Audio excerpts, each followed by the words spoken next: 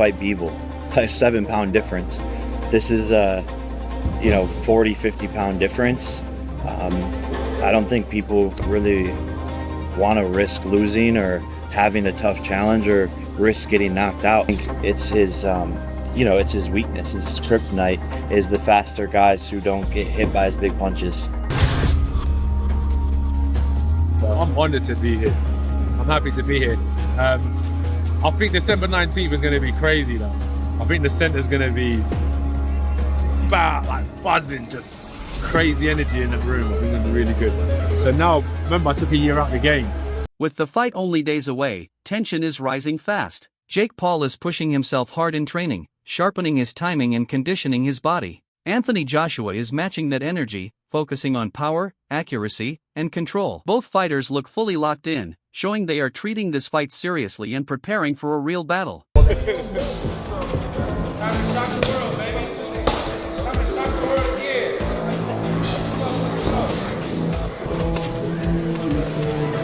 As fight night gets closer, attention stays on Jake Paul's camp because of some surprising changes. Instead of sticking with familiar voices, Jake has brought in Don Charles, a respected trainer known for working with Daniel Dubois at the highest level. This move suggests Jake is preparing for true heavyweight pressure, not just promotion. Training under Charles brings more structure, discipline, and control over power. Analysts see this as a clear sign that Jake is taking Anthony Joshua seriously. Every adjustment behind the scenes adds weight to the idea that this fight is more than just another event. As well, I think Josh Taylor as well. So that would be a guy that's potentially being brought in to work with Jake, but I don't know that Ben Davidson would do that. I don't know if just as AJ leaves to go train with, and this is why I say Ben Davidson, AJ has left to go and train with Usyk's team.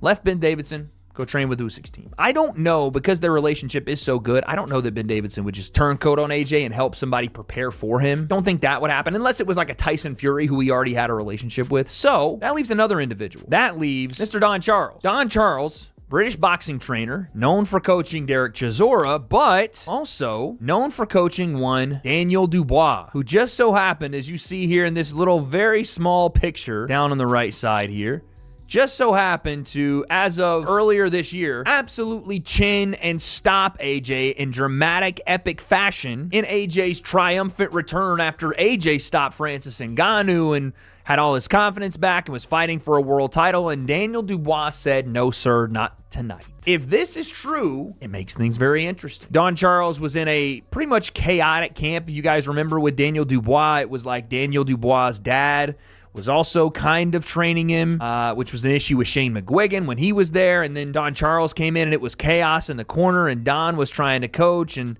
couldn't really do it, and a lot of people thought that Don didn't get his fair shake when it came to Daniel Dubois and got a lot of the blame for Dubois losing to Usyk just a couple of months ago. But he is a very good trainer and a guy that just worked on a game plan to beat Anthony Joshua. Now again, Daniel Dubois is also 6'4" and 250 pounds with a crazy reach. So you can't teach Jake Paul that. What will Don Charles teach to Jake if that's... Anthony Joshua's training camp is strict, intense, and highly focused. He is working on strength, speed, and precision every day. Each session improves his technique while building power and stamina. Joshua studies his opponent carefully, repeats combinations, and sharpens his timing. This camp shows his full commitment to peak performance, making sure he enters the fight mentally and physically ready. This is true that AJ has gone out to train with Alexander Usyk's team. So I don't know if that means Alexander Usyk per se, but Alexander Usyk's team. I have no issues with that at all. Some people might sort of throw out the phrase, if you can't beat them, join them. AJ's always kind of done that. A lot of fighters do this as well, by the way, but when it's AJ, it's big noise. A lot of fighters go to camps and spend a couple of weeks in a camp. Like, most fighters do it, in fact. They'll go to a camp, spend a couple of weeks, Obviously, it looks a bit different because AJ Usyk, but most fighters do that. I mean, there's no problem sort of soaking up knowledge and seeing how people do things. Like, why would you not want to see how one of the greatest heavyweights in the world trains and what he's doing over there? You'd want to see it. I don't know if it means AJ's going to jump ship and be trained by Alexander Usyk's team. I doubt that very much. But I don't see the... Ariel Helwani points out how unusual this moment is in Jake Paul's career. He explains that Jake is entering completely new territory by agreeing to fight someone built like Anthony Joshua. Jake has never faced a natural heavyweight with this size, reach, and power. Most of his past opponents were smaller or came from different backgrounds. Helwani says this jump in size alone changes everything, from strategy to endurance. According to him, this is not a small step forward, but a massive leap that reshapes expectations for the fight. Joshua is a legitimate heavyweight, and the people he's been fighting are not, none of them are 1/10 of what this man is as a fighter. His opponent in this fight, I don't know what your opinion is on this, but I am genuinely curious, because even while I think a heavyweight has a chance in any fight, a puncher's chance, I don't think Jake Paul has anything for Anthony Joshua. Do you respect him for taking it?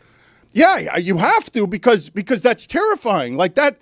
Look, I understand that Jake Paul is ranked in cruiserweight, but there are weight classes for a reason, and this is a man that I thought was going to be the guy who knocked off Fury and Deontay Wilder, and a lot of people thought that. A lot of people thought he was going to be undisputed. Two-time unified heavyweight champion, Olympic gold medalist in 2012. His last fight was for the title against Daniel Dubois and got knocked out. That was his last fight. So it's not like he's washed up. It's not like he's fighting bums and all that stuff. Yeah, it's a crazy thing. I get annoyed at the people who are doing like the sanctimonious thing, that this is a stain on AJ's legacy, that this is a stain on the sport of boxing, because you often hear that from people who actually don't watch boxing, don't know anything about AJ, don't know anything about the sport, and it's like, save me the sanctimony, because as you probably know, boxing has been doing fights like this for decades. In 1976, Muhammad Ali, who was the heavyweight champion of the world, went to Japan and fought a guy named Antonio Inoki in a mixed rules pro wrestling match. In 1975, after the Rumble in the Jungle, George Foreman, after losing to Ali, went to Toronto, Maple Leaf Gardens on a Saturday afternoon and fought 5 jobbers. Like, this stuff happens. And so I don't think this is... Wait, what?